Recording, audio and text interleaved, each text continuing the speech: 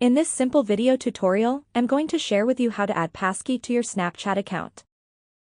A Passkey is a powerful tool for securing your account, offering enhanced protection compared to traditional passwords. It uses advanced cryptography, making it much harder for hackers to access your account, even in cases of data breaches or phishing attempts.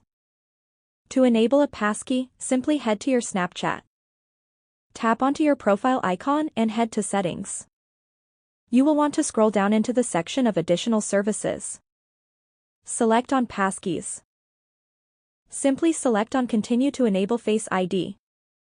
Your Passkey will get enabled successfully.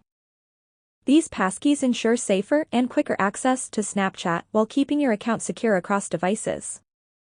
That's how easy it is to enable Passkey to your Snapchat account. If you have any questions, just let me know in the comments section down below. Please don't forget to leave a like, share and subscribe for more video tutorials like this one.